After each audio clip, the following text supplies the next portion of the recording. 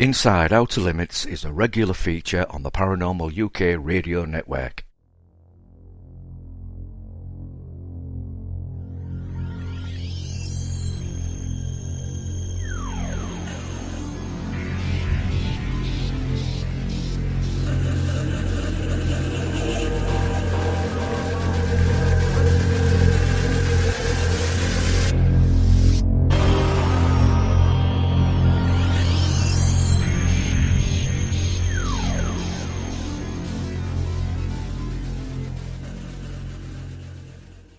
Now, the Chris Evers, Philip Mantle, Inside Outer Limits radio show, Flying Disc Press, Outer Limits magazine endorse any of the products you may have heard advertised at the beginning or the end of this show or inserted into the middle of this show. The only products we do endorse are those that are strictly affiliated to Outer Limits magazine or to Flying Disc Press. We now hope you enjoy the show. Thank you. Hello once again, everybody. Welcome to the first show from Inside Outer Limits magazine of 2021.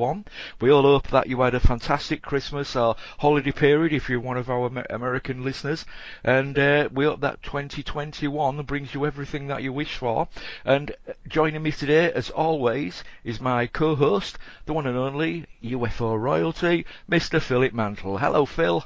Happy New Year, Chris, and Happy New Year to our listener. Oh, yeah, all one of them, mate. Yeah, absolutely. Completely agree. What have you been up to, Phil? What? I know you've had a couple of books out recently, haven't you, from your publishing house. Go on, tell us about them. Yeah. I mean, just before Christmas, myself and Ronald Kinsella published a book introducing UFOs, a young person's guide. I wrote the book, but Ronald illustrated it. Some marvellous illustrations. That's for a kind of a high school audience, Chris. So that came out just prior to Christmas. There was a little, I'll call it a booklet really. It's a small book by a chap by the name of Richard Rope down in the Midlands. Richard is not known on the UFO circuit at all. He's a former military man. He's still a serving police detective. And it's about a group of sightings. The Lights Upon the Hill, it's called. And these sightings happened in 1923 in this particular area. And it's something that, Richard was fascinated by, and he's looked into it. He contacted me originally and said, the material I've accumulated is probably too long for an article, but not enough for a book. So what can I do with it? I said, just send me and we'll publish it regardless. And it's been received very well. And it's always nice to have someone new join the fraternity, if you like. And Richard is a welcome visitor. I hope he hangs around a while. And then, of course, our guest this evening is the other half of the Kinsella duo. It's the twin brother of Ronald. That's Philip Kinsella. And Philip's book literally came out on the 1st of January. And it's You, the Public Deceived. And rather than me tell you all about it, that's what our guest is here tonight to do. And that's Philip Kinsella. Welcome on board, Philip. Thank you very much, Chris and Philip. I'm very honoured indeed to come back on your show again and to talk about You, the Public Deceived, the Grand UFO Deception, which Philip Mantle, UFO royalty, has published under his Flying Disc Press. And I have to say, Philip, I have read and have copies of the other two books that you previously published, which I may say was wonderful. A Young Person's Guide to UFOs is the kind of book that I would have loved to have had when I was a very young teenager. Or even younger than that, because I started reading about UFOs when I was around about the age of 12, 13. And also The Lights on the Hill, I mean, that was a brilliant book. I loved it. I enjoyed it. And I thought that was wonderful. And one of the things I have to say also is that Flying Disc Press, created by Philip Mantle, Mr. Philip Mantle, is a publishing company that produces books that you can't ordinarily get within the normal bookshops. And that's something I love, because there's always a diverse range of subject matters dealing with the paranormal and ufology. And that was my intent, Philip. Believe it or not, it was November 2015 that Flying Disc Press officially came into being, and wow. I was still working then. I was still working for the Halifax Bank in Leeds at a large contact centre, and my intention was not to start it then, but was to wait another 4 years now. Until I officially retired, and then do that in my retirement. But my friend and colleague, John Hanson, who publishes his own marvellous material under the Haunted Skies banner, he persuaded me to take the plunge, and I did in late 2015. And then, of course, just over a year later, I took early retirement from the bank. So, and concentrated on it from there on in. And it was always my intention, that's what I'm trying to say, is to,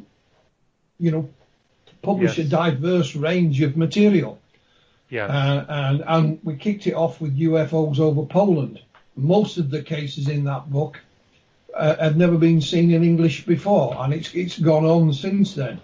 And I know with some of the books that I will publish, and this is no disrespect to the various authors, they may not necessarily sell a lot of copies. They're not a commercial product, but I just think they deserve to be published and made available in whatever quantities people want to buy them. It's as simple as that, and I will continue to do that. So yours is a welcome addition to the the selection of books that we have, Philip. Thank you. And Chris and Philip, I'll tell you that I wanted to write a book. I had the idea because I think all of us that are, that have had experiences, as we call them, or encounters, and I felt that I wanted to write a book that would not only talk about the experiences or the main ones that I had gone through, but also other encounters, some famous, some not so, and then wanted to finish the book by applying some kind of theoretical application at the end. Because one of the things I found more than anything, like most people, when I had my initial experience, what people call an alien abduction, back in the winter of 1989, the only one abduction that I recall, there may have been another one many years later, but I have no basis to claim that because something happened that was very weird, but then I can't remember the rest of it. But you do suffer within the eyes of the media, the huge media machine. And that's something that taught me a lot about how this initial cover-up is instigated, not just by military factions or people's supposed government. I think it goes higher than that. But certainly how the media's attitude with regards to the phenomena was so set against, its reality. Mm-hmm. And because I was so honest and so open, because I was stating even then that part of the experience appeared on a physical level, and the second part was what I would call a non-physical level. And this fascinated me because when I was reading stories of people having what they call abductions, which we're still trying to understand today, I thought that the whole process happened on a very physical level of interaction. And that's why I believe there are two aspects or two parts to this phenomenon where it seems to integrate on a personal level of the psyche when it attaches itself to the individual. So the book, You, the Public Deceived, which you've just brought out, and which I'm very grateful for, deals with not just my case or the few cases that I've experienced in detail, but also very much cases like the Pascagoula UFO event, which Philip Mantle knows all about and has dug that all back up again with even more witness testimony. Roswell, we had another chap come forward with regards to a claim, a Don Seidenberg, that he had been used in an experiment at Edwards Air Force Base many years after the Roswell inception, and was instigated in this program with a kind of serum that was some type of food source that allegedly had come from the Roswell crash. Now, we have to take things with a pinch of salt, understandably. So, well, I just want to interrupt you there. Before we go any further, for those who don't know much about you. How did you get involved in this subject in the first place? How did you get involved in ufology? Well, my brother and I and some of our family members had some very strange experiences when I was very, very young. We are from a family that had no money, and my mother and my brother and myself and my stepfather, we lived on the property of Bignell House that was owned by Dr. Thomas Gregor and his wife Marge. Now, Bignell House is in Bicester, Oxfordshire. It's a mansion. And we lived in the servants' quarters. And, of course, there was a lot of strange things that happened there, one of which I'm still trying to explore not through regression, but trying to recall the events of why I kept having a recurring dream that actually meant something to my mum when I laid out the geography of what the dream was about. And it stemmed back to that place. But the initial interest began when my twin Ronald and myself were about 13 years of age, and we were staying with our maternal grandmother and grandfather in Felton, Middlesex. They lived in a very big house up there. And one summer's late afternoon or early evening, when you're a kid going back, you kind of can't recall what part or time it was, but it was still sunny, very bright, and we'd been in the back garden, just my brother and myself and my grandmother, and there was a clear blue sky, a very, very gentle breeze, warm breeze, and we saw what we thought at first had been a silver balloon that seemed to be coming towards us. And on closer inspection, we realized that this wasn't a balloon, as once thought, that the object seemed to be operating on some type of course. Now, balloons don't move forward very fast. In a very light breeze, they'll move all over the place. But we were shocked when this silver orb, about the size of a football, came over to the back garden, was hanging above the tree, and then it moved very quickly above our grandmother's head. Now, not to the stage where you could reach out and touch it. It was quite high, but it just hung there. And I remembered very distinctly the complete shock and surprise at seeing it. And on closer inspection of it, it didn't make a sound. It seemed weighty in nature. There were no markings on it. And we were so stunned, we said to Grandma, "What is it?" And she said, "Well, it's the fairies have come to take a closer look at us." Well, we knew that there were no fairies. And she just seemed quite blasé about the whole thing. And she then was going to get a pair of binoculars so that we could really see it close up. I mean, it was close as it was, but to see if there was any markings, which we couldn't see. And as soon as she moved, the object itself moved towards the first floor of the bedroom window, then climbed up to the second floor, and then went over the house. And we then ran into the house and across to the other side of the house and watched it disappear.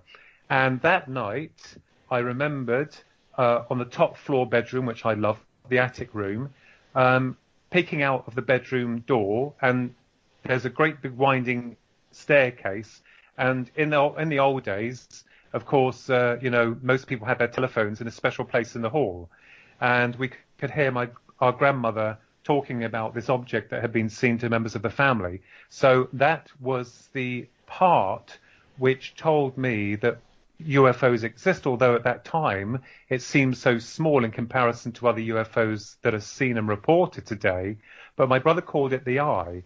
And of course, when you get older, you realize doing your research that these things may have been the Foo Fighters that were seen in World War II.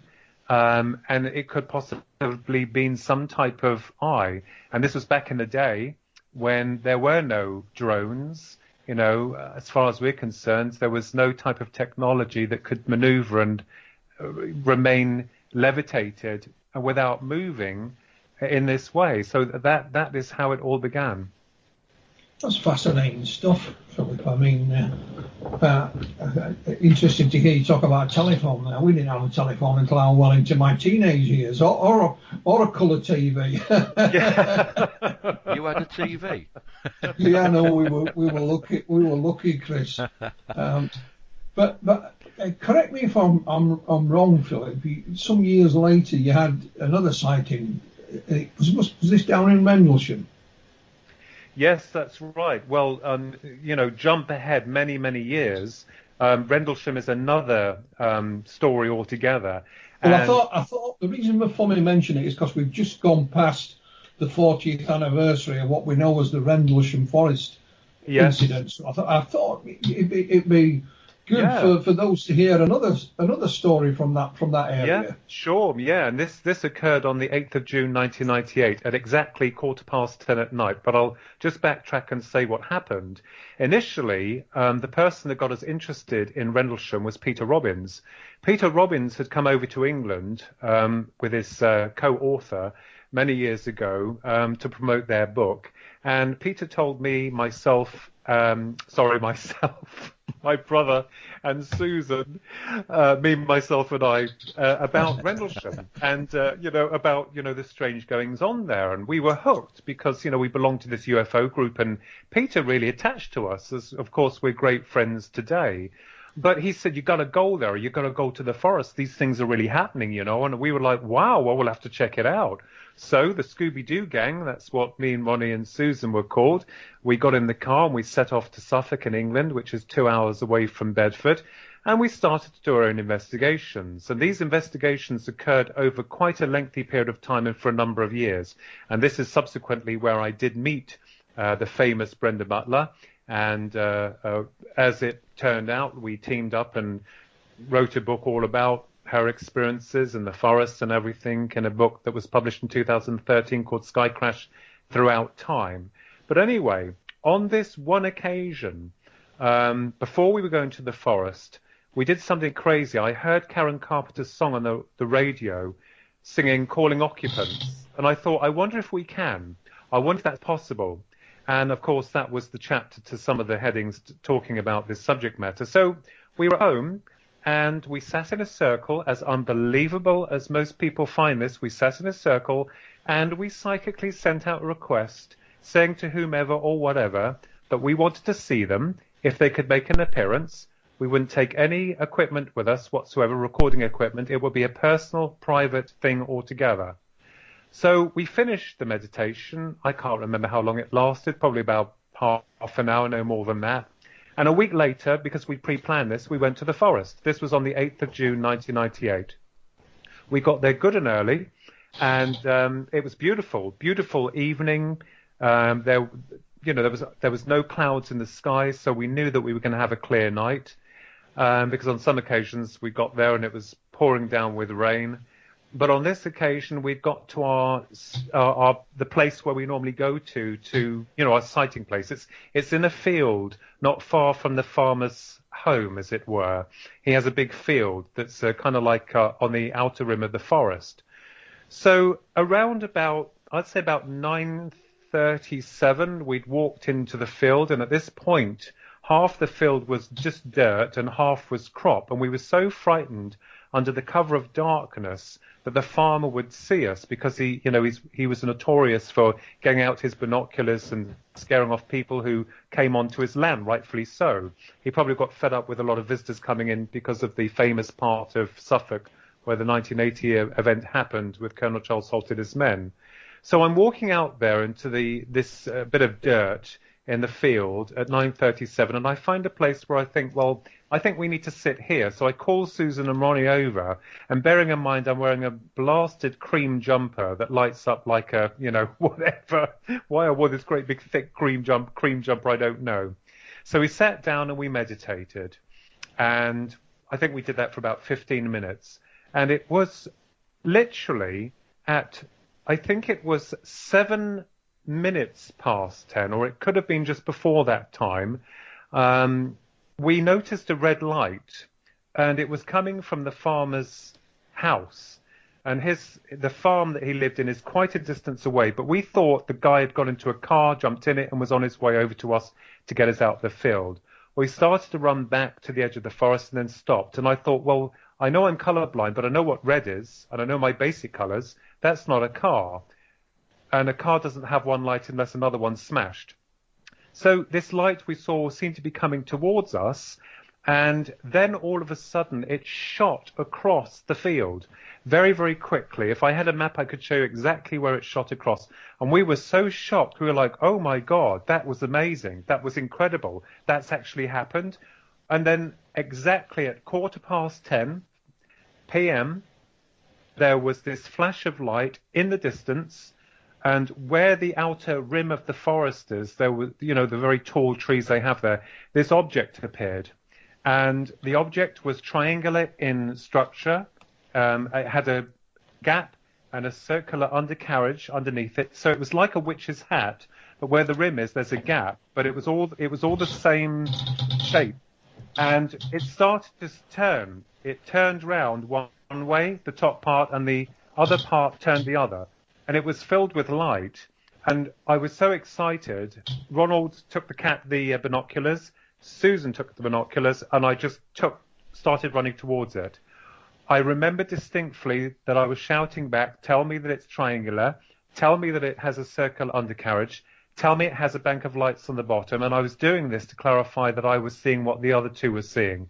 And as I was running really fast, I remembered going through the other part of the field where the farmer had crop, and my jeans were soaked. I didn't care. I was like a half-crazed hominid. I literally had never seen anything like it. When I got so close and I looked up, it's really hard to describe. It was light, and it was the shape of a pyramid with a circular undercarriage. It was turning like a clock, but in opposite ways to one another. And as soon as I looked up, when I got right underneath it, I tripped, fell, took in a mouthful of dirt, and then it just went out like someone switching off a light switch. It just literally vanished. And the other two were shouting for me to come back and to find out where I was. And then I cried, and then I laughed. And I laughed and I cried because I thought we just experienced something amazing and no one would believe us. And do you know what? I don't care if they do. It was an experiment we performed, and it seemed to put a piece to the puzzle together for me. And going back all those years, it's still as fresh to me as many other events have happened. And that was incredible. But, of course, it got even stranger afterwards with regards to that sighting. But no one wanted to know about it, and it doesn't bother me because the main event sticks. But that's what we experienced. And I know there's a lot of controversy about holographic projection. And I said, who would be bothered with three unimportant people? Why would a military officer or whoever project a holographic image of a UFO? For what reason for us? There'd be no point.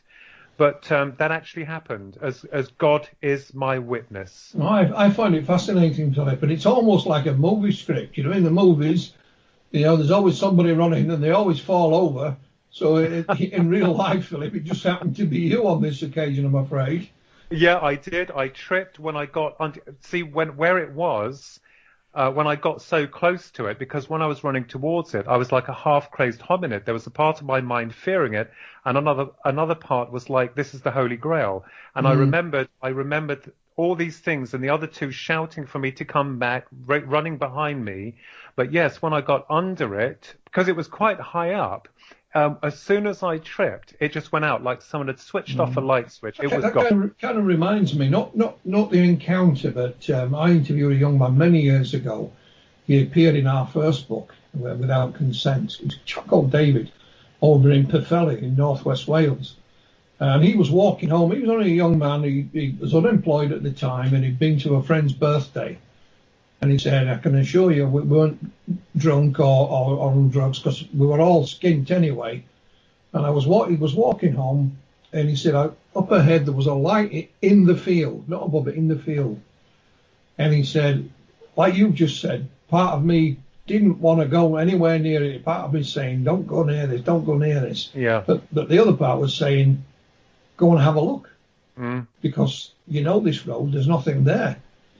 So what did he do? He went and had a look, and of course he had his encounter continued from there, and a fascinating event it was in its own right. So that struck a chord with me as soon as you said that, Philip.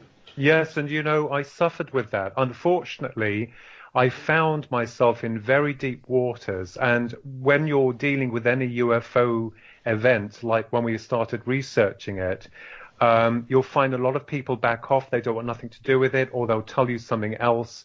So where Rendlesham is concerned, it is filled with contradictions. And then you feel like a hypocrite because you're coming forward. And this was this was acknowledged the day after the event had happened, because we contacted a UFO magazine, and I can't remember if it was the UFO magazine. We were through a guy called Bream Forbes. We drew everything. I didn't even eat after the event because we were all in shock. And this guy called Bream Forbes, have you ever heard anyone called Bream Forbes, Philip? No, nor have I, and I'll tell you why. This guy, I kept saying, can you please spell your name out? He said Bream Forbes.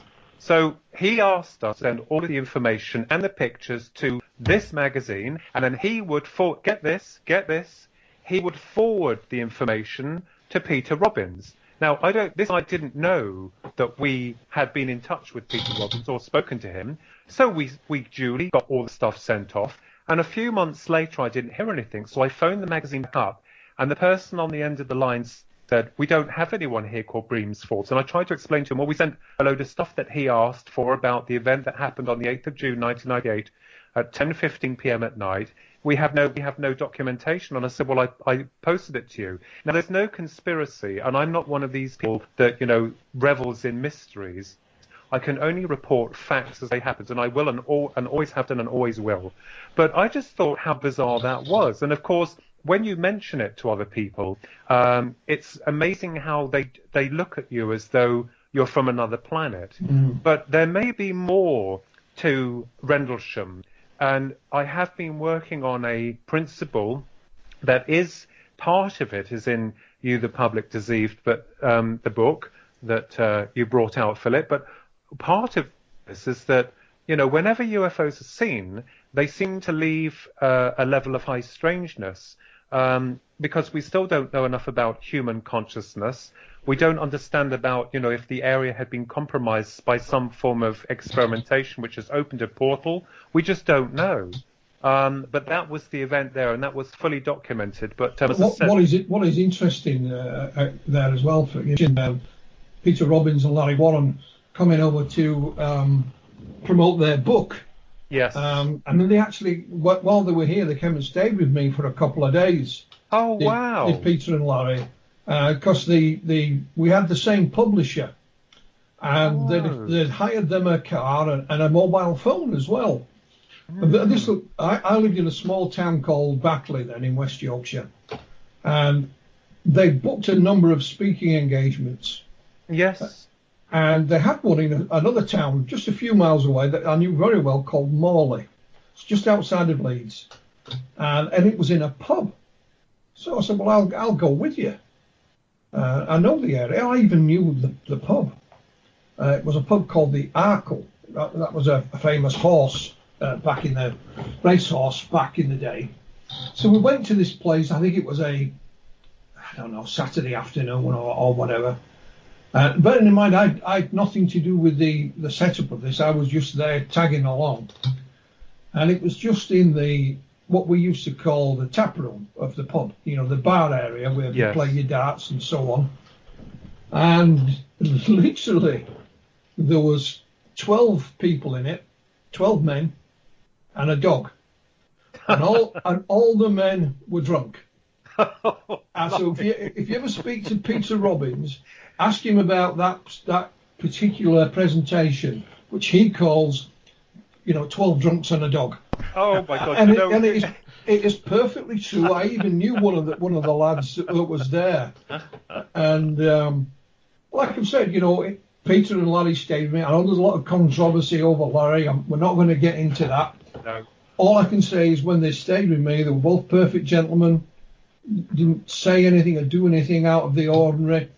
And when they were doing that presentation at that pub, of course, they were talking about the Rendlesham case. And Larry, to his credit, said if you take Larry Warren out of the Rendlesham Forest story, there is still a story. Oh, yes. I remember him saying that. I'm literally sat next to him when he's saying this. But I know Peter every now and again used to do a little presentation about some of the funny things that had happened to him down the years. And 12 drunks and a dog was part of his presentation. So I'm not sure if it was the same year, but him and Larry went to visit somebody in Wales. Yes. I can't remember the town, but they went into the town and they drove in, and then drove back. Anyway, the police come and actually arrested them. There'd been a robbery somewhere in the town, and I've ribbed Peter about this. He said the gang leader was a small fella with a funny accent. Well, of course, Peter is funny, and he has the American accent. So him and Larry are in the police station for several hours trying to explain to them why they're here in the UK. You know, you can't just say, I'm here on holiday. We're here to promote a UFO book. Oh, yeah, pull the other one, you know. So that was also a part of Peter's presentation about some of the funny things that happened to him. But I know definitely 12 drunks and a dog, I think, is one of his favourites. Hopefully, Phil, when he comes over later this year for the conference, you know, we can ask him these questions in the question and answer section of the conference when he's up speaking. You can tell him wherever he's staying and say, sorry, Peter, well, we've only sold 12 tickets, and one of the fellas has turned up with the dog. He remembers seeing you back in Morley. Oh dear, excellent stuff. But so I will jump. Sorry to interrupt, Philip, but it just reminded me of it when you said Peter and Larry, and I thought it's the same time to stay with me in Batley. That's amazing. It's a small world, isn't it? Yeah, and you know, they came to Beams, which was the British Earth and Aero Mystery Society here in Kempston, and they did it in like the huge lounge area of an old people's home. And I think Mr. Parsons, who run the group, was allowed access. It was very comfortable, and they were very charming. And I have an endearing picture of me and Peter, a thinner version of me, I must say, in my I think I was in my late 20s then. But that is incredible. And I've got I think than that. Oh. Oh, wonderful. We'll jump to present day. You, the public deceived, the grand UFO deception. Somebody, you don't know this, but somebody asked me just recently when he saw the book being advertised somewhere. He says, "Is this like the Philip Class book?" Oh. Which is UFOs, the public deceived. Yes. He says, "Is it a skeptical book?" I says, "No, because you've got to read the subtitle, the grand UFO." I says, you know, if you read what we say about the book rather than just the title, it will explain what it is. So, yeah, you know. So for those that are not aware, what is the new book? What is it all about? Yes, well, you know, the book deals with the controversy that the public have been misled, and I also believe this is a very delicate subject matter because you have different people with different opinions. It's not only with researchers and authors, but also the general public at large. And I think what's happened is that, you know, I know that people are talking about disclosure and all this and all that, and they want disclosure. But my argument is it's not going to be as simple as that. So, okay, so we may have the understanding that, and I've always believed this, that, you know, UFOs are reality, whether or not they come from another planet or from a dimension or whatever, and there are such things as aliens. I have never doubted that.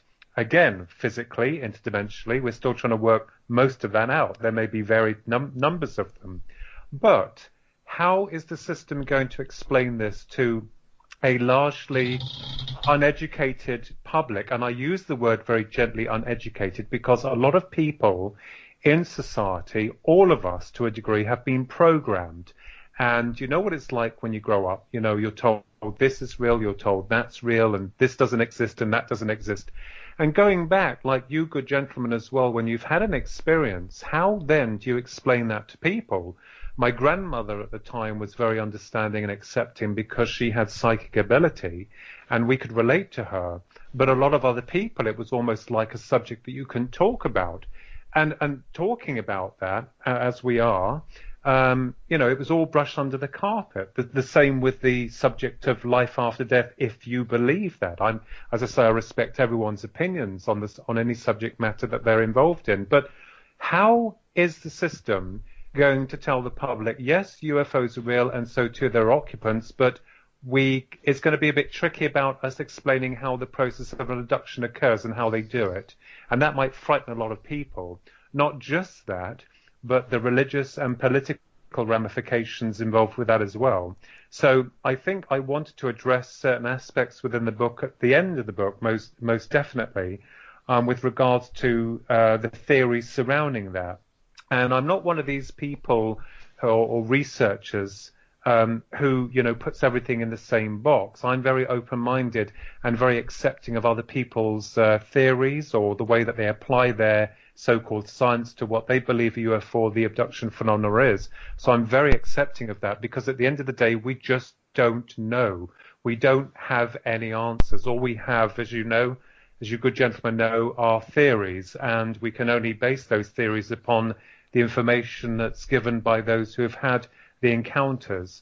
So, I think it's very difficult territory to, start walking in when people talk about disclosure.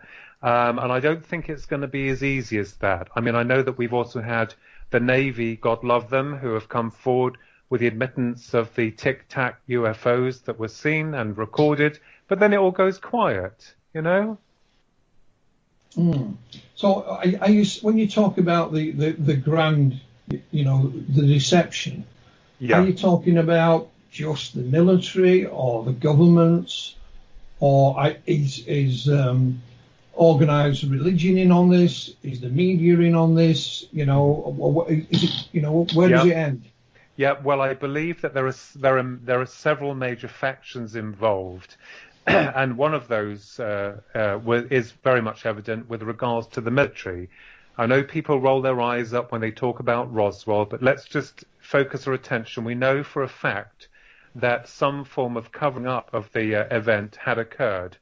And this riled a lot of people because, a lot of witnesses, first-hand witnesses, not afterwards, because anything becomes a legend or a myth many years later, but in the inception of what happened in Roswell goes to show that something unusual did occur. And, of course, the military covered it up.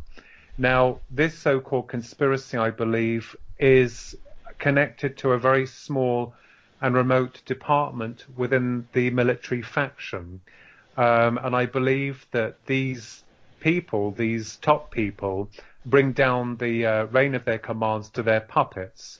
So we obviously understand that there are UFO cleanup operations that's employed by, darker projects. And this is something that's evident as well. But I don't feel it's just the military. When we use the word government, I think, most of our politicians come in and out very quickly with any job. Like the president only can sit for 2 terms in office. So we can clearly see that there's a very carefully orchestrated cover-up with regards to how UFO information is relayed down the chain of command. And when it comes to the media machine, we find a very unsettling image that most corporate companies within the media establishments are connected to some very powerful and influential people. Now, the only time that I experienced a real negative experience on TV was when it was a live production, all about UFOs. I've been asked to go on. They said, you seem like a good speaker. They dangled a carrot. I wasn't paid any money. Us researchers never are we, or experiencers? But anyway, they said, come on to the show. And when I got there, I realized that Jenny Randalls was supposed to turn up. She didn't. There was Malcolm Robertson, Omar Fowler. There were some other people there. But when it started, I realized that the program that they told me was a really good discussion on UFOs was anything but. The program was called X-Files or X-Fools. And Kay Adams, a wonderful, lovely lass, I've got nothing against her, she's just doing her job, hosted the program. But the stance was completely negative. And I was so shocked and so naive as well, thinking that, the media would be understanding and accepting. But they got it all worked out. I mean, the first thing that they did when I was in the green room was that they showed us what was under our names when your name would come up. And one of the people that was running behind the scenes came up and showed me mine. And it said, Philip Kinsella, dare I say it, probed by aliens. And I said, excuse me. I said, hang on just a minute. I said, this is detrimental. This is wrong, what you're putting here. I don't want this on here. There was some fuss, and then the lady brought someone else over, And he said, Mr. Kinsella here is not happy about what we've written here. And I said, no, I'm not. And they said, well, change it. Do you know they didn't? That I knew it was the whole thing was orchestrated and to ridicule the subject matter. So I think, in terms of that, there is a higher authority which, has not, they don't have all the answers, I don't believe. I think they know a lot. And that's why they watch researchers to see what they're bringing to the table. What bothers me, Philip, when we go back to what, people say, I'm sick of talking about it, but Roswell. Yes. What bothers me is that, let's assume it was an alien vehicle, got here, whatever it means. Yeah. What would it be that we could identify? When I say we, I'm talking about we as mankind, as some kind of threat or danger or whatever, that the cover-up would go in place within hours, if we're led to believe that, and stay in place ever since. Yes. And what I did a few years back, this particular question had bothered me, and I wrote to all the main Roswell researchers. I don't need to mention names. I wrote the same question to them. Well, what was it at Roswell that instigated the cover-up? And not only instigated the cover-up, did it within, the blink of an eye. Yeah. And I couldn't get a straight answer from any of them, really. And again, if we assume it was an alien vehicle that crashed there, then surely there must have been teams of people working on it afterwards. And when I say teams, I mean lots and lots of people. If, for example, if you look like the sci-fi movie Independence Day, when they retreat to Area 51, yes. they've already got one, and they've been working on it for years. And if there were teams of people working on it, wherever that may be, it doesn't matter where it was, there would have been a mountain, literally a mountain of paperwork. I mean, it would just by its very nature would generate a mountain of paperwork. But yet, not one page of that has turned up anywhere. Yes. What documents are related to Roswell? There's virtually nothing. And there should be. Yes. And that bothers me. And then people say, oh, just because you haven't found it doesn't mean it doesn't exist. I'd say the opposite. If you haven't found it, you've got to prove it exists, surely. Well, I agree with you there, Philip and Chris, most definitely. And as I always joke with my brother, we say that if we had somehow broken into Area 51 and were on our way with Mr. Mantle and everyone else to go and view this said material, Mr. Mantle would be, filing through the filing cabinets. That's what you'll be interested in. It's just curious. And now, Chris and I also, last year, we interviewed Kevin Randall.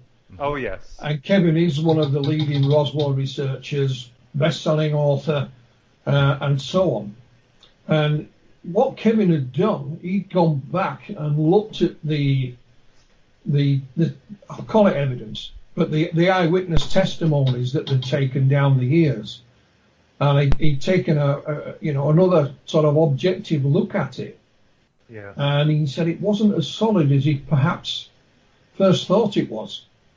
And he says when it comes to proving that Roswell was an ET vehicle, they can't do it. It's almost as if it's always just out of your reach. Yes. And I'll give you, a chap who has become a friend of mine, Calvin Parker, of course, the abductee at Pascagoula. Calvin, in the 1980s, while working in Iowa in the oil industry, met the late Major Marcel Sr. Oh, yes. I spoke to him 3 times. On the third occasion, when he was in his house, the Major said, well, I actually kept 3 pieces of the crashed debris, and it's in my water heater in the kitchen. And Calvin was in the process of looking for a screwdriver when somebody knocked on the door. I think it was one of the neighbours. So Calvin, being the gentleman, excused himself and said, I'll see you later. But he got shipped offshore that night, and when he came back, the Major had died. So, that evidence that may or may not have been in the water heater was, once again, just out of reach. And that's what puzzles me about things like Roswell. Surely, what could it be, Philip? I mean, I tend to think the other way. Yeah, we look at the era. It's 1947. The Cold War is literally just getting warmed up. And we do know that Project Mogul was in operation.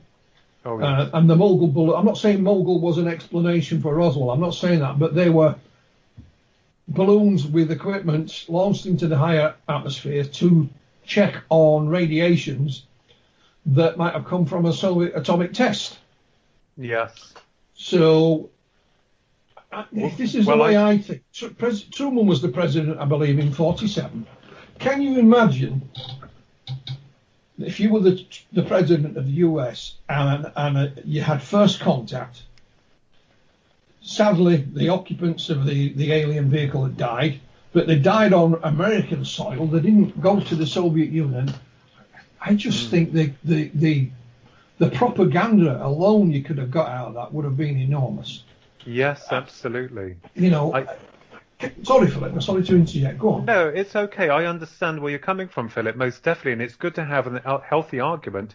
I think also one of the things that struck me was that if this had been some type of military experiment, it was that secret that the military weren't out observing it or watching it or didn't know where it came down.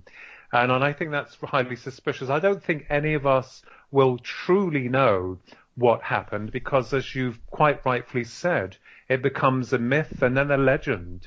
And that normally is the case. What I find also, Philip, and Chris, which is very interesting, is that more people seem to be more interested in cases that have long gone. If you have something that's happened in the present moment, no one's really interested.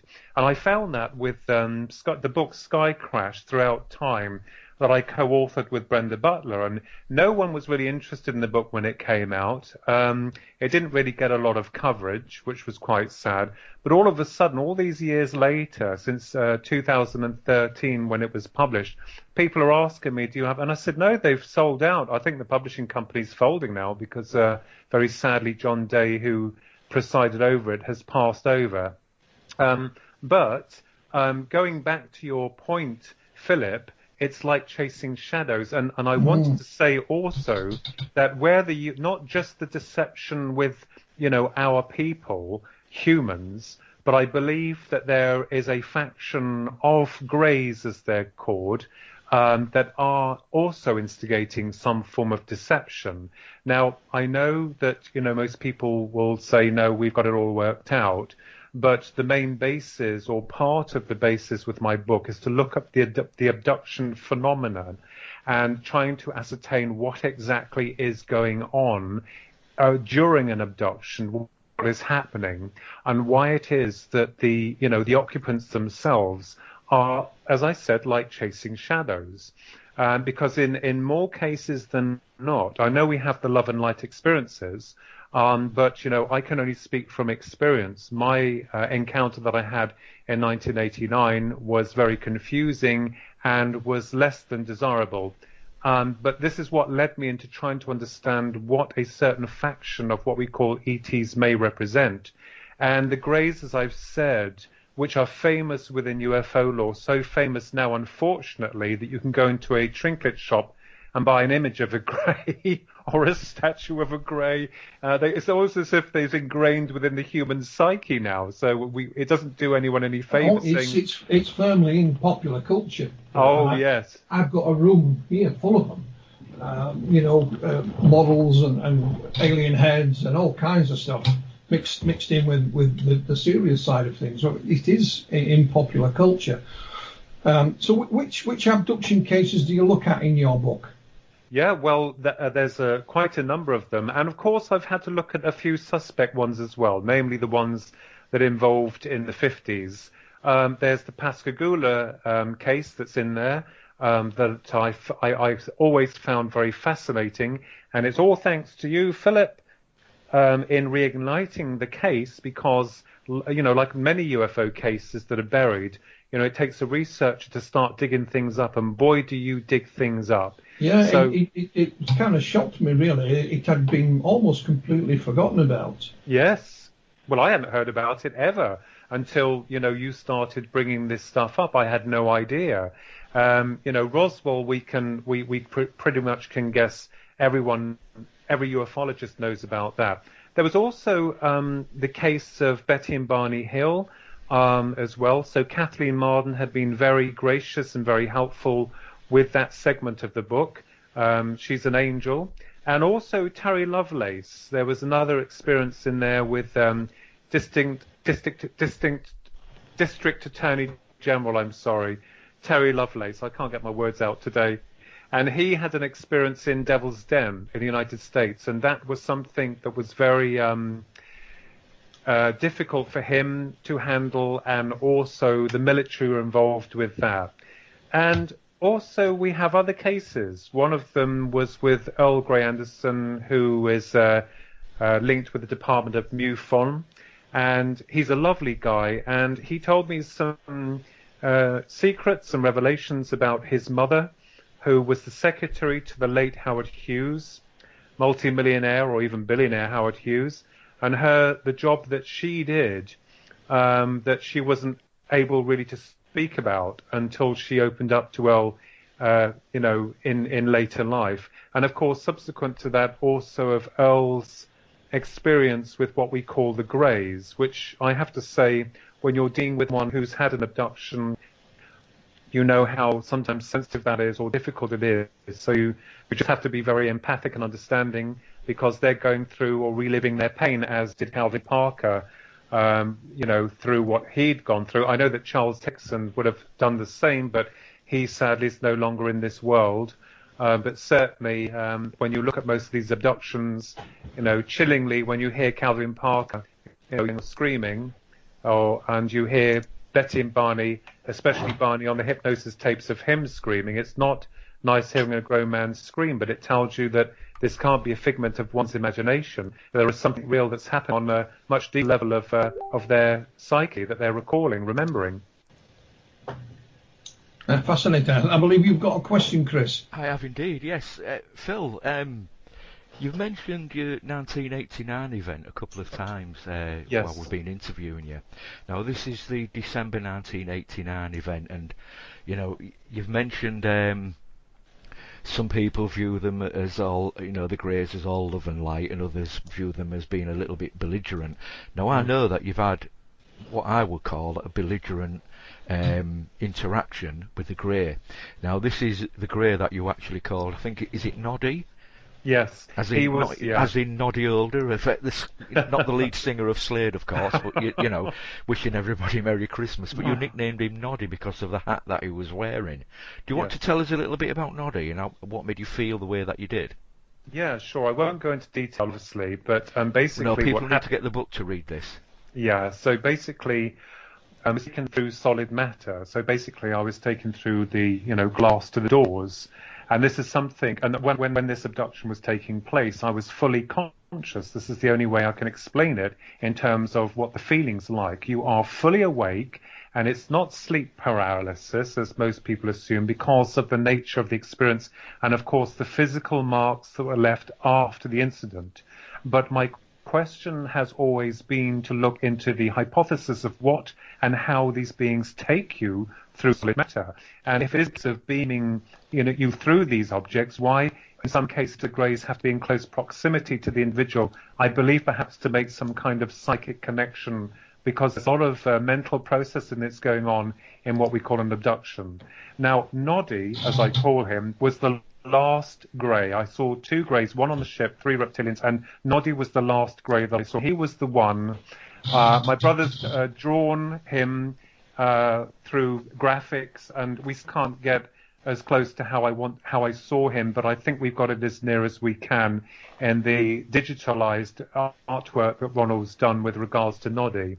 So he astounded me, because in some way I recalled or remembered him from somewhere else, quite where I couldn't recall. And another feeling I got, and based this on feeling, was that these things are old. They're very, very old. And that was very, very strange. And I asked him a question once the abduction had come to an end, how it is that you're able to get me through locked and bolted doors. How is that possible? And I thought that if he would give me the answer, then I would be able to prove to people that these things exist. But what happened was that he just he looked at me shocked. His mouth went into an O. And if you've seen animated plastic moving, that is quite scary, because he seemed so different from what we are. And yet I can still recall everything as though it happened yesterday. There is not anything that's been added or subtracted. And this is something I've had to suffer with, because people look at you and say, oh, you've had this or you've had that, or that you're lying. And I'll say, fine, you carry on with what you believe. But this subject matter changed me to the point where I'm like a dog with a bone. I can't let go now. I need to find out what they are and what the UFOs are. And like in many, many cases, with abductees or experiencers, for want of a better word, you find that most of them can't let it go. And the system tells us, no, they don't exist. It's all airy-fairy stuff, you know? So I wanted to find out, well, either I'm lying or the system we serve is lying. Which of us is lying? Because I want to know which one is. And I found many years later that, you get people who lie, you get people who fabricate for sensationalism or fame or whatever. But believe you me, as you gentlemen know, you don't make a lot of money in this business. No. But it's more like the real drive and the real passion for that truth. And that's what excites me more than anything. But the experience I had back in 1989 kind of like put a piece to the puzzle together, for me at least, with regards to a certain species, as we call the Greys. And I can only speak from experience because they were the only ones that I had encountered, along with 3, and dare I say it, reptilians. So can I just tell you, Philip and Chris, also, when my first book on UFOs was published back in 2009, I believe it was, the publisher, John Day, when he read my abduction experience, he told me that we had to omit part of it out. And the reason being is because he believed that most people would not be able to get their heads around it. And so that's what I had to do. And of course, it didn't fare very well, because you have one part of the experience and then jumps into the part with Noddy with a piece missing in it. But I think, most people understand why that happened. But that was the agreement. May I respectfully ask, what was the piece he asked you to leave out? The part where I suffered really bad within the media circuit was the examination, as they call it. Mm-hmm. The initial experimentation, as it were. Do you want me to say? No, that's fine. If you don't want to go any further, Philip, that's absolutely fine. But that reminds me of Calvin as well, of course, because he doesn't like to talk about that. Yeah. No. Yeah. This experimentation, shall I call it, for want of a better word, actually left you with some visible reminders, didn't it? You had triangular marks behind your ear. Yes, that's correct. I think that was your right ear, and you had some marks on your arm. Yes. What happened to those? Well, the 3 triangular marks appeared the very next day. I found it embarrassingly hard to walk, and I found that I had 3 straight burn marks on my right arm. That's kind of like where the fold is when you fold your arm. I also had nosebleeds, continuous nosebleeds to the right nostril. This is interesting because all of it's to the right. And then my brother tried to take a picture with do you remember those instant developing Polaroid Kodak cameras? Yeah. We had one of those, and I think there was probably about 5 or 6 films in there. Well, my brother tried to take these pictures, and every time he took the pictures, nothing came out. It was just a blur. So we gave up on that.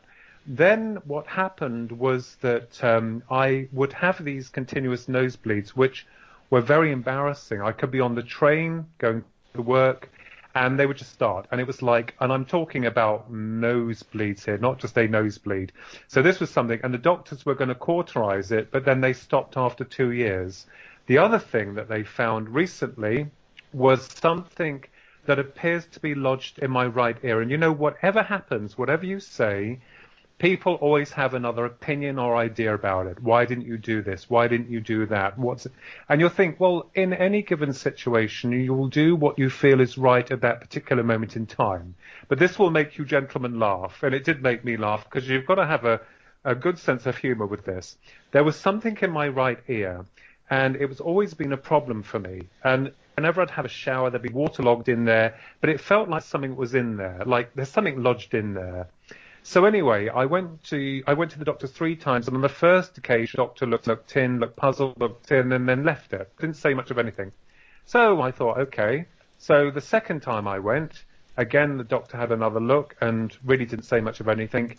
So I left it. The third time I'd had enough, because I lay on my bed and I felt something in the right ear move back, literally, physically move back. And I mean to the point where it shocked me. So I made my last appointment with the doctors with regards to my ear.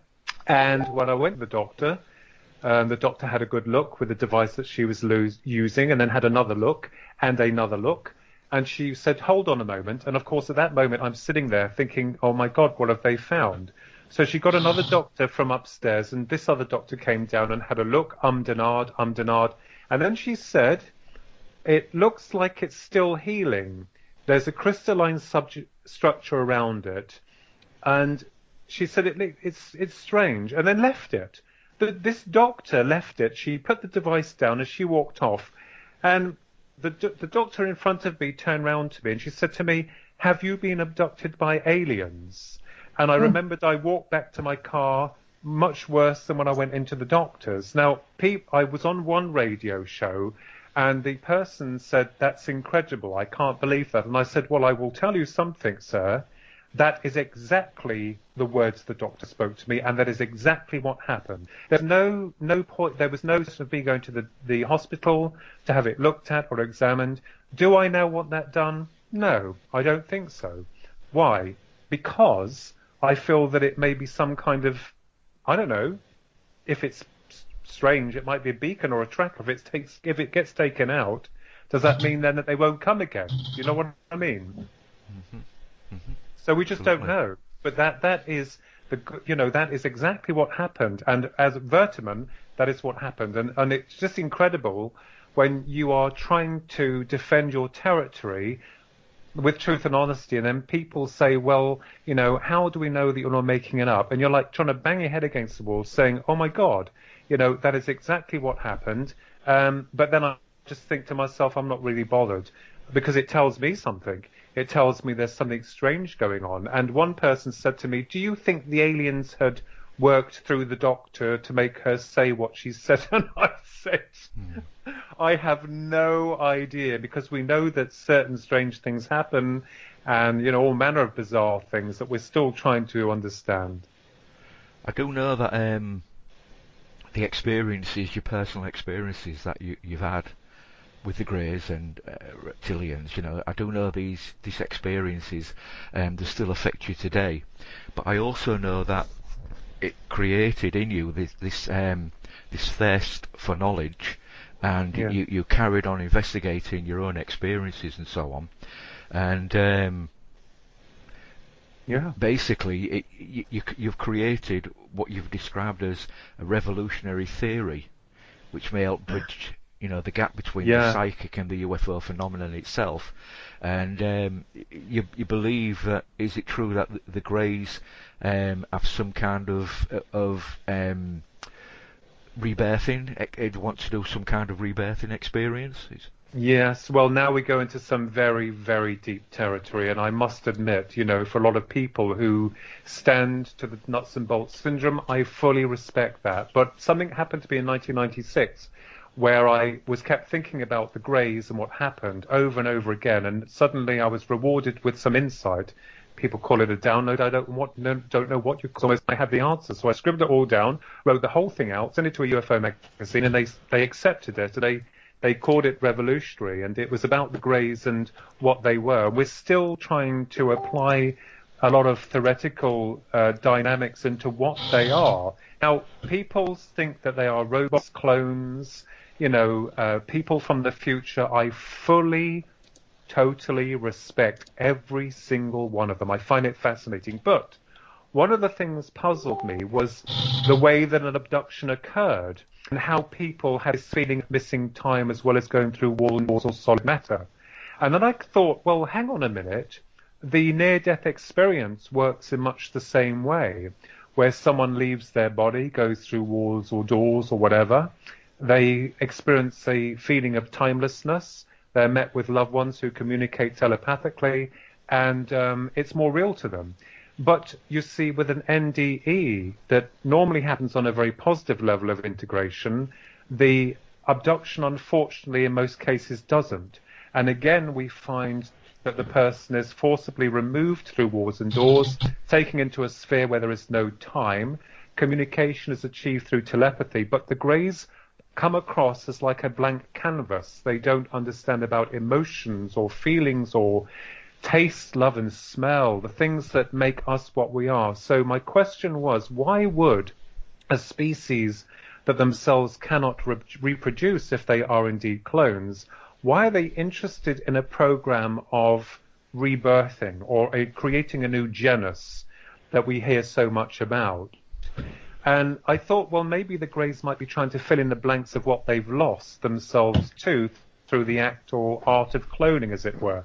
So this is, without going into too much detail, this is where on a spiritual level, and if I use that word very loosely, or conscious level, we may find perhaps some more clues as to what a certain faction of the Greys are. And I always say to people, there are two parts to us. Whether you believe or not, that's fine. We have the physical and the non-physical, the consciousness. And, the Greys appear to operate on a level that's so far removed from our current level of understanding. I believe that what's happening is that they're bringing the person into their vibrational rate of frequency. So, for instance, a near-death experiencer will interact with that realm, quite as real as this one, and the experiencer or the abductee will do the same thing. So, my theory is quite complex, but I've kind of like tried to straighten it out a little bit in You, the Public Deceived, the Grand UFO Deception, and also the other theoretical applications that we have to honor and respect. Did you know, Philip, I'd had a near-death experience? No, I didn't. Yeah, but the thing is, I didn't actually die. I mean, I've had serious heart problems since 1999 when I had a near fatal heart attack, and then in 2000 I went down with heart failure, and they put in a pacemaker with a defibrillator in it. So in 2016, it was March, I believe, 2016, I've been at work, come home, and I was in the kitchen cooking some dinner for me and my wife, Christine. And all of a sudden, I had an attack of what I've later found out was called arrhythmia. Your heart speeds up, and it was just going like a buzzsaw. And I thought, this is it. It was almost archetypical sort of soap opera heart attack. I grabbed my chest. I put one hand on the kitchen cabinet to try and hold myself up. My knees buckled, and I must have shouted for my Mrs. Christine. But just as I hit the floor, or just about to, my defibrillator fired and gave me the shock, and that reset my heart back to its natural rhythm. Oh my God! But what is curious about all this, I am watching this as if it's happening to someone else. Yes. I'm at the other end of the kitchen, and I can see it's me. Yeah. But I'm very detached and unemotional, and I literally staggered into the living room and I met Christine sort of halfway, and off to hospital, so to speak. But at no point did my heart stop. Were it not for my defibrillator firing, I wouldn't be here to tell the story. And it puzzled me. It has puzzled me since that day. Yeah, well, you don't have to clinically die to, have that experience. I mean, we have the remote viewers that have proven that consciousness seems or appears to be independent of its physical host. The same with astral travel or out-of-body experience, OBE, and that type of thing. So, the experience itself are unique in the sense that, people do have these experiences. And when you're explaining that, Philip, that is like the abduction, when you're so amazed by what's going on, but you think, well, no one will understand that. And then at that point, you can or you can't. I know that you as UFO royalty, Philip, you're very much into the UFO field of investigation. He loves that, really, He loves being called UFO royalty. He needs to be knighted. We have to get Philip well, knighted. Listen, you lot have started something, because recently a chap I spoke to on a podcast in America, I do not know this man from Adam. He called me the Duke. Did he tell you to get off your horse and drink your milk by any chance, Phil? He called me the Duke. So where the hell that's come from, I don't know. I didn't say anything. I just let it go. So So it is spreading. But going back to my near-death experience, I explained this to another gentleman who was a paranormal researcher, and he was adamant that I must have died. And that, I'd been pulled back or whatever. And I said, well, I didn't die, because my pacemaker has a recorder in it. And every time I go to the pacemaker clinic, I put that into the computer. And so they can tell. And since my last was added to hospital on that occasion. And my heart went like, kept out of hell, literally. They had no idea what caused it, but they could at least see everything. But he was adamant, no, you must have died. No, but I didn't. No. You don't have to die to have one of those. And the same with an abduction. This is territory that we're still exploring in terms of, vibration, energy, because we all resonate on certain frequencies, and that the Greys are, what fascinated me, Philip and Chris, about them is that they're able to interact within our environment very, very quickly. They are masters of deception because they know that we're going to be chasing shadows. They're like specters. So their technology of the mind, if I can use the word technology of the mind, probably outstrips everything we know. We don't know what the Greys are doing. We don't know what they're up to. We can only theorize as to that. But my conjecture is that, if we clone ourselves as a species, if I use the word soul or spiritual level, does that mean that the soul of the clone does not have enough energy or strength to be matched by its original copy? So that, it's a long story, and it's quite heated, because I have people who've, blatantly attacked me, and I understand that, but we've got to realise we have to think outside the box, because... Philip, sorry to interrupt, have you ever seen the film Multiplicity? Sorry, Philip? Have you ever seen the movie called Multiplicity? No, I haven't. It's, what's his name? Keaton, who played Batman and what have you. Michael Keaton. Yes, I would. It's a comedy, but... He keeps making a clone of him. He makes a clone of himself. Oh. And then he makes a clone of his clone. And then he makes a clone of his clone of his clone. What I'm trying to say is that each time he makes a clone of his clone, it gets dumber. So it's a bit less intelligent. And you end up with 5 or 6 clones, and the one at the end is as thick as 2 short planks, And he gets up with the first one. It is a clone of him. And of course, the clone goes and sleeps with his wife, so he's not exactly happy about that. But I'll tell you something else that'll make you laugh. Was when I was at work once, no longer there, sadly. But when I was at work once, there was a pretty terrible, horrible woman, and my boss turned round one day, and when this horrible woman had left the office, she turned round. My boss said, "Do you know, she'll be unhappy with her own clone."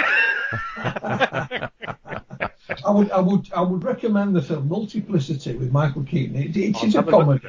Yeah, I'll have a look at it. But what I notice when we talk about, I don't care if people believe, and there's a couple of things. I think the skeptics have taken a leap forward in that respect, because again, I'm sorry to single him out, but I will do. If you take Calvin Parker, now when Calvin and Charlie's encounter happened, the main skeptic of the time was the late Philip Klass, and he got in on the act. And a couple of years back, we found Philip Klass's file on his research into the Pascagoula case, and he wasn't really looking. He can't call it research, gentlemen. He was just looking to see if he could find any dirt, and of course he was unable to do so.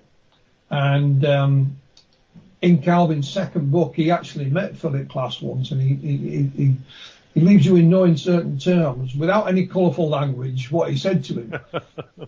But we jump forward in time to 2013, I believe it was, and the arch skeptic at that point was a chap called Joe Nickell, and he wrote a piece for the Skeptics magazine. I forget what it's called, but originally Philip Klass told Charlie and Calvin that he thought they were liars.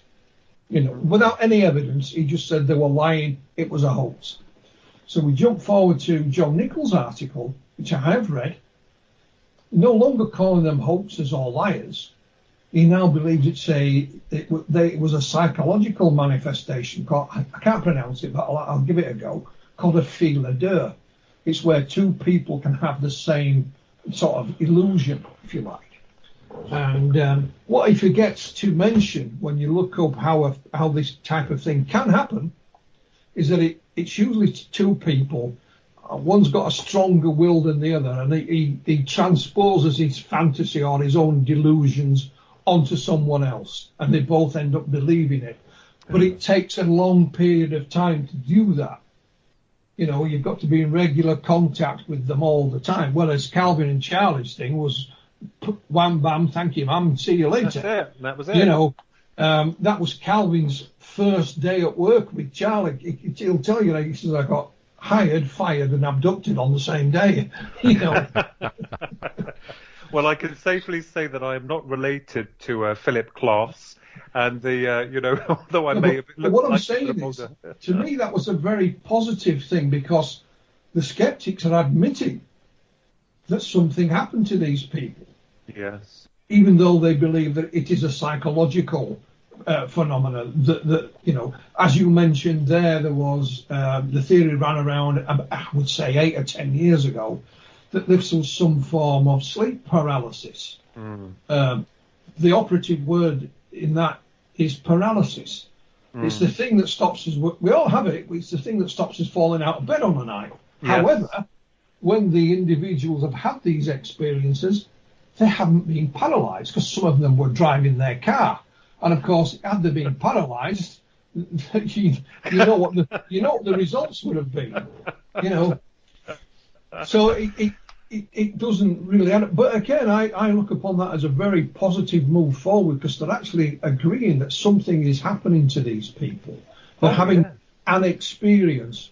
The psychological answer to it, but that's a big leap from calling them all cheats and liars. Oh yes, I agree with you there. And also I respect that, because the human brain, the mind and consciousness is something that is fascinating, and I think that through perhaps the suppression or the control from the system, that somehow there could be a part within us that's rebelling and allowing these alternative dimensions of awareness to come in, or that, they are drawn into us because, they're interested in us. So, the application of consciousness appears to be the key, because when people have a UFO experience, in 99% of the time, there is a physical interaction with the craft itself and the occupant part that is like plate blank, as though that the occupants or the force behind it is somehow integrating on a very personal level of the human psyche. So this is elements that fascinates me. And we also have those cases, sorry, I forgot to say here, where UFOs have actually harmed people through radiation or some form of poisoning, which is also interesting from a physical point of view. So in this game, and as you know, Philip and Chris, that, we have to look at all aspects and all dynamics of what's going on. And I think that, do I think that we'll have the answers? No, I don't. But at least we can, stretch our minds now away from the centralized, processing of here it is, and we've got to cram it in that box, but it won't go in that box. I think we're looking outside the box now, and it's really interesting. I think it's absolutely fascinating. And Chris, you said, yes, it was primarily the 1989 event which affected me, but I think it's done me a favor in some ways because, I've been able to look at this subject matter in a slightly different way. But the only problem with that is that you will get a lot of people who don't accept what you're talking about, and I also respect that.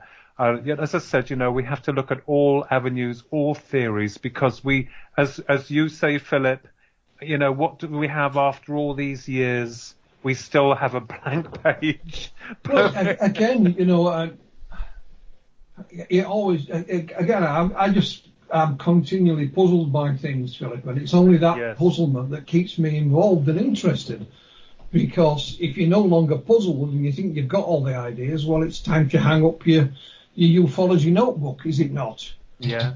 As I listened to a recent interview with Jenny Randall. She believes she's got all the answers now, so she it's why she's no longer really involved. And fair play to her. If she believes that, that's fine.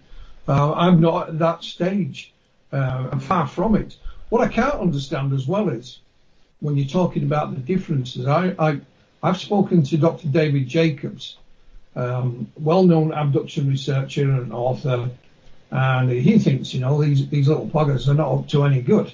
But then I knew Bud Hopkins pretty well. Well, he didn't look at it that way. He took it in a more positive light. And I don't know how that happened. Surely, if you're dealing with the same data, then you should come up with the same results. I don't know. Absolutely, I may be wrong. But then a chap you probably never met or a chance to have dialogue was the late Hilary Evans. Hilary and his wife used to run the Mary Evans Picture Library. And Hilary was a wonderful man, a man of enormous intellect in all things paranormal. And Hilary, quite openly, I remember at a conference that we organised, and he was one of our primary speakers, saying that the abduction phenomena had nothing to do with the UFO phenomena. The two were totally separate, and that the abduction phenomena should be put to one side and left to be forgotten, and it'll go away in its own time, pretty much. What he was saying was that there is a real UFO phenomena, and I think that the abduction side of things is some kind of psychological manifestation that can be treated by psychologists, psychiatrists, whatever. But fascinating nonetheless. And of course, then you have Jacques Vallée, who has another look at something, again, completely different. And it continues to puzzle me. So the deception, who are the deceivers, Philip? Well, it's the Greys and also us as the humans. I think we've got it on both sides, not just, our people or those governing at the top, the faceless and nameless bureaucrats, but also the Greys. There seems to be a deception there.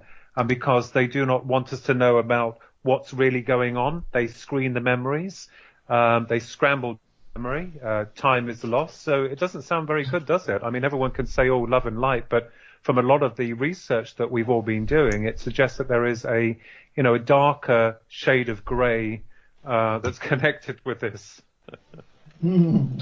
Yeah, a darker shade of grey. Yeah, that could be the title of your next book, Philip. I think he's already got that in as a chapter in this book, Phil.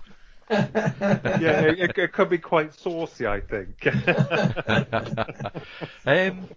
I think we've got to that time, folks, where we should mention where they can actually purchase the book.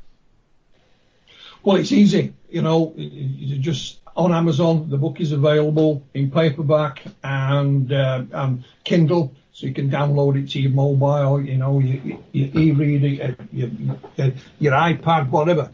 And you can also go to flyingdiscpress.com, and it's featured there as well. And we've had some good reviews already, even from a Russian lady, did we not, Philip? We did indeed. I'm so honoured. You Yeah. know, I'm very happy, and I know, you know, like with any book or any reviews, with anything that you do, you'll get the good with the bad. People are entitled to their opinions, but I'm happy because, you know, you've given me the opportunity, both you, Chris and Philip, in being able to get my work out to a larger audience, because my last publishers, they just published the book and left it to you to sort out. There was no real channels to push the material. So it's certainly fascinating. And what I love is the people involved and the really love and support that you get from a lot of other people to help one another. Because as researchers and authors, you know, as we come to UFO royalty, we give the greatest bow of reverence of respect. Well, you're right, but Philip, when it comes to books, music, movies, whatever it may be, it is subjective. Yes, that's You know, right. I think, you know, the greatest science fiction film of all time is The Day the Earth Stood Still, the original version. It doesn't mean everybody thinks that, you know. And I love it. Yeah. I've literally got a picture up here, and it's got Michael Rennie and Patricia Neal's autographs on it as well, Philip. Oh, wow. So, but you know, all books are subjective. Yes. So you take reviews with a pinch of salt. Yes. It's as simple as that. And sometimes when you look at book reviews, you wonder if some people have been reading the same book, because one will say, I think this was marvellous, the other will say, you know, it's a waste of dead trees, and you think, you know. But oh dear me, I mean, that is true. That when Timothy Good's book came out, Above Top Secret, there was a particular sceptical writer at one of the national newspapers. I can't remember his name now, but he did say that he got a review copy of Tim Good's book in advance and said it was a waste of dead trees. So Tim used it as part of the reviews, and all it did was help sell more copies. You know. Yeah. we need Klaatu to come down. We need Klaatu to come down with his fancy robot and sort things out. That would be amazing. But do you realise that there is a double meaning to the No. movie, Philip? Do you not realise? No, Chris? No, I didn't know. Well, only that Ringo Starr used it to advertise an album in the 70s. What did Michael Rennie's character? What was his name when he took on a human name? Oh, I can't remember. Carpenter. Oh. Who's the most exactly? Jesus Christ. Yes. Oh my good Lord! I didn't know. How you learn something every day. His lady friend is Mary Magdalene, and her boyfriend is, of course, Judas. And of course, Klaatu is not his servant. Klaatu is all powerful. Yeah. Yes. Wow. He resurrects Mr. Carpenter, brings him back from the dead. Yep. So he is God. Wow. Do you know, I didn't even... Now, every time, because I've got it on Blu-ray, every time I see it now, I'll be seeing it a completely different way. Of course, his parting comments is, "You're not ready, and I'll come back soon, and we'll sort you out later." Yeah. Which is it's such a shame, isn't it, that they couldn't resurrect Keanu Reeves' version of it, to be quite honest with you. Should they not have burnt every copy of that? Wasn't it awful? It was awful, absolutely awful. Yeah, before we finish this section then, Philip, do you want to give out the web address for Flying Disc Press? Yeah, and it's just flyingdiscpress.com, disc with a K.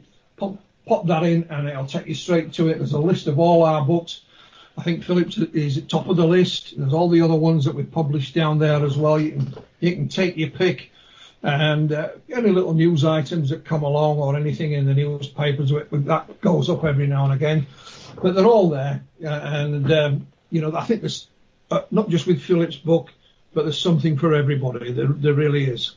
Excellent. Now, if people want to learn a little bit more about Noddy, I do know Philip has provided a fantastic little article for us for the next issue of Outer Limits magazine, and it's titled "Intruder in the House: /Abduction and its Aftermath," and that will be out in the February the 1st issue of Outer Limits magazine. We get chris0597.wixsite.com /OLM-mag, and that's a new web address there, so please write it down.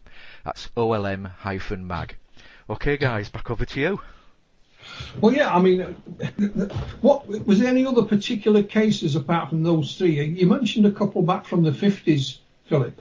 Yes. The reason I've asked that question, because another abduction researcher who's no longer with us is the late Dr. John Mack.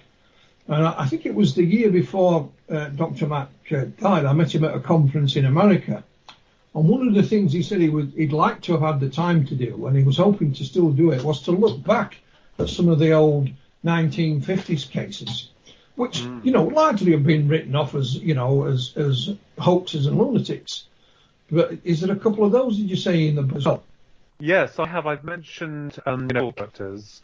One of them was George Adamski. Very interesting. I know people can write him off, very quickly, but he did provide some footage that still is debatable and quite remarkable, where one of the scout ships that he filmed on a small camera seems to change shape as it's moving around. There does to be heat around it. So, interestingly, with a lot of the old cases, we're all too quick to write them off. But, we have to be careful, I think. Yes, there are some dubious characters. I think they give themselves away. And we have to be careful within the field of ufology, because you get people that become, ascended masters, or they are gurus, they have a following. That doesn't really help. We all have other cases, remarkable cases of people like Jane Roberts, who channeled the set material that astounded the scientific department, and she was a poet. And of course, this explores areas of conscious interaction through the psyche, or psychic exploration. So there's a little bit of everything in the book. You, the Public Deceived, to kind of like round it off, hopefully in a very nice way. And to give a larger perspective of not just the old cases, but a lot of the new cases as well.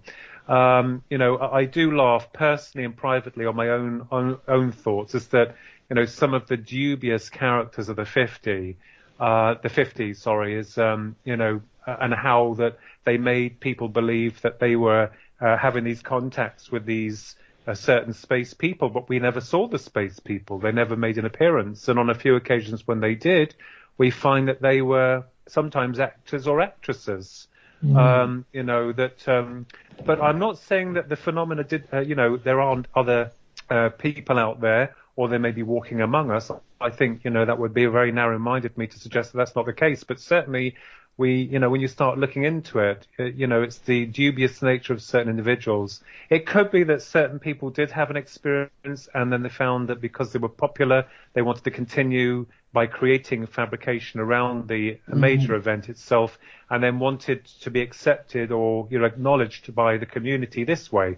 We just don't know, but we can only theorize. I look upon that as something akin to the Cottingley Fairies story.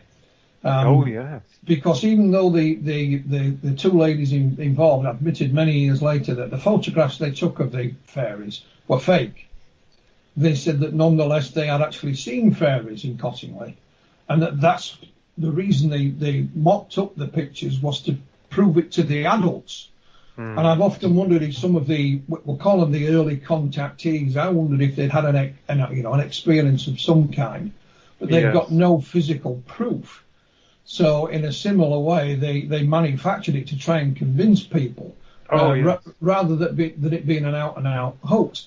But having said that, somebody asked me again, not that long ago, what happened to all the Space Brothers?